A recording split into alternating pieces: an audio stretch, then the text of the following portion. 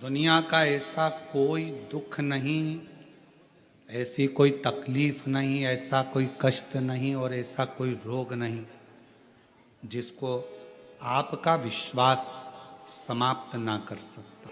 यदि आपका विश्वास अगर पक्का है तो दुनिया में ऐसी कोई तकलीफ नहीं जो समाप्त नहीं हो। दुख मिटेगा ये निश्चित है। भगवान देवादिदेव महादेव ने एक बार नंदी को संवाद करते हुए कहा था, हे नंदी, मौसम और मनुष्य ये दोनों कलिकाल में बहुत जल्दी बदलते हैं।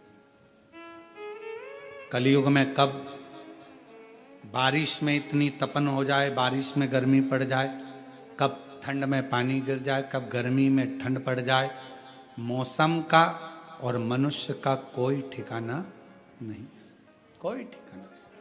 इसलिए बड़ा सावधान होकर जीवन जिए। मौसम कब बिगड़ेगा, सावधानी। इसलिए आपको हमेशा कथा में एक बात कहते आए हैं, अपने बिछाने का साधन, छाता, पानी की 2 बॉटल अपने साथ लेकर चला करो। कब मौसम कैसा होगा कोई भरोसा नहीं। और जो लोग हैदराबाद में 13 अगस्त से 17 अगस्त तक जो भी हैदराबाद तेलंगाना के आसपास के शिवभक्त कथा श्रवण करने आए, वो भी सावधानी पूर्वक। और हमारा एक नियम हमेशा हम व्यासपीठ से कहते हैं, कोई सोने की चीज नहीं, कोई गले में चेन, मंगलसूत्र, मोबाइल, पर्स, कोई इतना महंगा सामान लेकर अपने साथ मत जाओ कथा में। क्योंकि मेरा शंकर तो खुद डायमंड है, मेरा शिव तो खुद हीरा है। शिव को पाने जा रहे हो पूर्ण विश्वास के साथ। मौसम और मनुष्य, अजय, मौसम और मनुष्य ये कब बदलेंगे कोई ठिकाना। भगवान स्वयं देवादिदेव महादेव भगवान शंकर नंदी से कहे। डॉक्टर ने 6 महीना दिया था, बाबा की कृपा से पूर्ण स्वस्थ हैं। एक बार जोरदार ताली बजाकर साधु का भगवान शिव की अविरल। शिव शिव है। मौसम और मनुष्य कब बदलेगा कोई ठिकाना नहीं। इसलिए अपनी तैयारी पूर्ण रखो, पूर्ण तैयारी। उस तैयारी के साथ चलिए। शिव महापुराण की कथा कहती है, भगवान शंकर का चरित्र कथा है, शिव तत्व कथा है। भगवान शंकर की कथा कहती है, पार्वती जी के विश्वास से बालक प्रकट हो गए और बालक को बिठाया दरवाजे पर।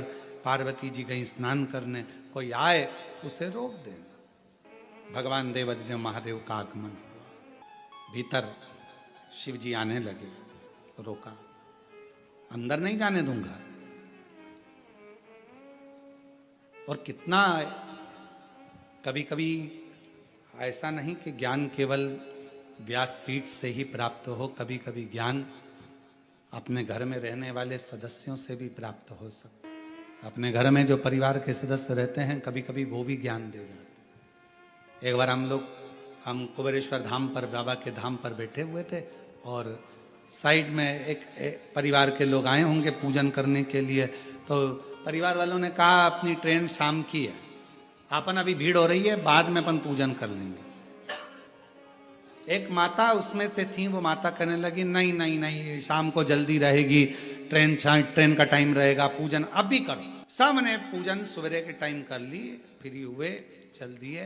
कितना सुंदर ज्ञान की बात हुई कि ट्रेन का टाइम होगा तब पूजन अच्छे से नहीं हो पाएगी। उसी तरह शिव महापुराण की कथा कहती है, बचपन, जवानी, अधेड़ी, बुढ़ापा, इन अवस्था में कब व्यक्ति को जाने का समय आ जाए। इसलिए भजन हर पल, हर घड़ी, हर क्षण करते रहना।